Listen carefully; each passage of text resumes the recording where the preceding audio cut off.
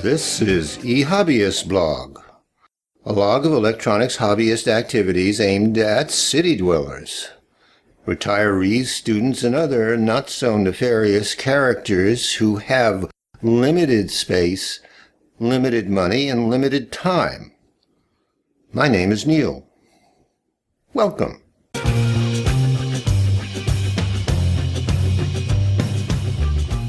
This is the start of a YouTube channel logging electronics hobbyist activities. It's aimed at urban hobbyists, retirees, students, and other not-so-nefarious characters. In this first video, I'm going to tell you the story of how this YouTube channel got started. So take it easy, sit back, and I'll tell you the story of eHobbyist blog. Once upon a time, a long time ago, when dinosaurs roamed the earth, and I was in elementary school, Uncle Max stopped by on my birthday and gave me a present, a crystal radio set.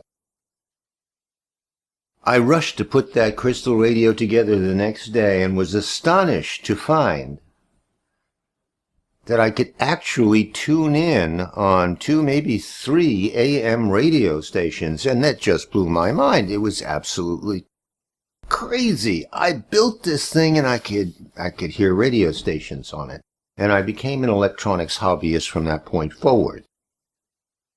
And into middle school, and into high school and college and even graduate school. Interesting time in electronics. Electronics moved from a point where a portable radio meant something about the size of a lunchbox with some very weird batteries to a transistor radio, which, if you had big enough pockets, might have a chance of fitting into your pockets, to, much later, a smaller size transistor radio that could actually fit into anybody's pocket.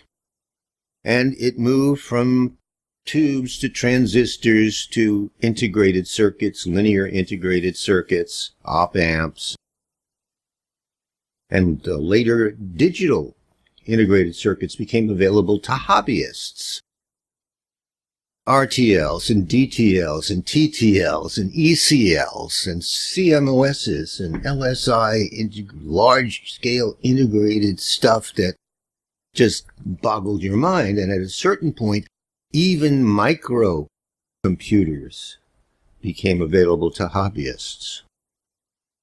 And during that time, I was busy trying to learn electronics and building stuff, some of it useful, some of it silly, some of it didn't work at all. I graduated and I worked a bit in my major, chemistry. And several years after that, I got involved in application programming for large corporations on big mainframe IBM computers. And computers was a really nifty field to get into.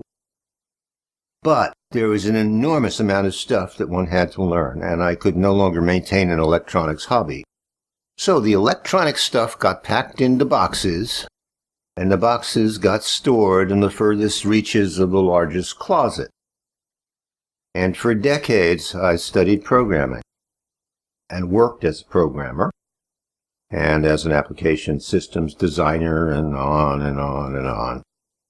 And, well, don't get me wrong, application programming was very, very good to me. My only regret is in not keeping more of those big bucks I was making as a programmer. Eventually, I retired from programming with the help of the company I was working with. They discovered that you could go to India and hire 5 programmers for what they were paying me, and they decided that programmers, application system designers, were really a kind of a commodity. You could, for a fifth of the price of an American programmer, hire a programmer from Bangalore, and if the Bangalore guy didn't work out, you could hire 5 more of them for the same money. Okay, but again, programming was very, very good to me, and I retired with a reasonable retirement fund. enough to get by without too many problems, and I was then free to pick up the electronics hobby once again. Well, out came the boxes from the furthest reaches of the biggest closet, and my initial problem was space. I am an urban person. I live in New York City. I live in an apartment. I don't have an attic to store stuff in. I don't have a basement to set up what some people refer to as an electronics lab. I don't have a garage. I don't have a shed out back, and I don't, having been retired, have enough money to purchase commercial space and set up a laboratory there. So I'm kind of stuck with limited space in a New York City apartment. My second problem, which I encountered along the way of setting up what I'll call an electronics work table. I don't see that it's a bench, you don't sit on it, but a work table. Second problem was all of these instruments that I used to have. Well, some of them still worked, some of them were irrelevant, and some of them just didn't measure up. My MIT's digital voltmeter, 2.5 digits, had a couple of segments not functioning properly, and I probably could fix it if I really, really wanted to, but I decided to replace it with a relatively cheap version of things. And I discovered that a lot of instruments were available through the web. And for me, it wasn't a question of what is the best instrument. It wasn't even a question of what is the best buy for the buck. What I was looking for at that time was to establish a lab. And the question was, well, what kind of rinky-dink stuff can I get that would get the job done but would not kill me in the process? And there's some stuff in China that you can work with. There's some stuff that you really have to look into. You can buy a soldering iron from China, but you best open up the box and look carefully at what that soldering iron is actually doing and whether all of the connections are properly made. They have a habit of not putting fuses in properly, not grounding stuff. My final problem was time. The time spent in learning stuff. How can I quickly get the kind of information I need without reading the latest treatise on FPGAs and still build something that's significant? And my initial reaction was, well, do what I always had done. And so I looked to the electronics magazines, which is where I used to get most of my project ideas from. Audio Amateur and Radio Amateur and Radio Electronics and Popular Electronics and Plain Old Electronics. And most of those magazines were no longer publishing. Some of them had websites out there.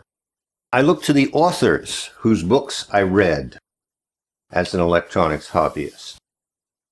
I looked at Donald E. Lancaster and Walter Young and Forrest Mims, and their books are still available, most of them, and have been revised several times.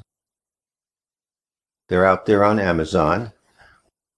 Some of these guys may not be with us anymore, but they do have websites. I looked around the web. Now, okay, the electronics magazines aren't out there. What about websites? And there are electronic websites, many of them. Some of them are good and publish regularly. Some of them are not so good. Some of them are bad. Some of them are downright ugly. Some of them are putting out just wrong information.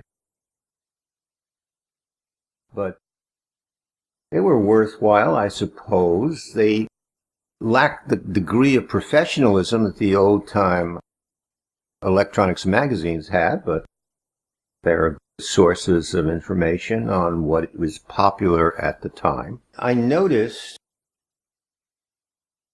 that a lot of the electronics information was being published on the web in video form. And my initial reaction was, well, what can be so terribly interesting in watching someone solder one component to another? I just couldn't conceive of it. And I started watching a few of these videos, and yeah, it does make sense. There's a lot that you can learn by seeing somebody doing something that you can't really pick up in a written article. Now, in the past, when I built things, I usually kept a lab notebook. I didn't really think of it as a lab at that point, but I kept a notebook at my side so that from time to time I could take notes on how I computed the value of this or the value of that, or draw a diagram of something that I thought was significant, so that weeks, maybe months later, I could go back to my lab notebook and figure out why I used a particular value of a resistor as opposed to another one. All too often what I found was that either what I was looking for was not in the notebook, or it was so indecipherable I couldn't read what the hell it was that I was taking a note on. And so, having watched many of these YouTube videos on electronics, I decided, well, I'm going to roll some video and use that instead of or to supplement my notebook and see how that works. And actually, it worked fairly well, although it's a pain storing that amount of data. It's not impossible, and you don't want to keep it forever. And it's difficult to find something specific that you're looking for, but it's going to be there, and it's going to be there precisely. You're going to have an exact record of what it is you did. So I started maintaining these videos, and somewhere along the line, I decided, well, maybe the videos that I'm keeping as my lab notes could be useful to other folk in edited form. I wouldn't subject anybody to an hour or two of me fiddling around with a screwdriver, but they could be useful to other folk as examples of how to do something or how not to do something, examples of downright dangerous activities or really nifty tricks, and at the very least they would be good for a laugh. And so I decided, okay, I'm going to take the lab notebooks, edit them down to a relatively small portion that I thought might be of interest, and publish them as eHobbyist blog.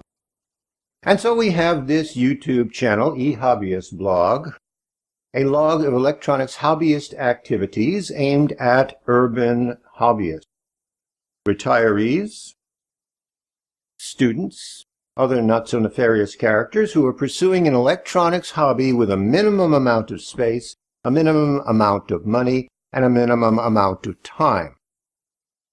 In the next video, I'll be starting a new project, a prototyping system aimed at streamlining the process of going from an electronics idea to a fully breadboarded and tested circuit. If you want to be notified as to when the next video is available, click on the YouTube subscribe button. If you want to suggest future directions or topics, make corrections to published videos, or voice your opinion on related matters, then leave a YouTube comment. It's not all that difficult, and I promise to read it. Until the next time, good day.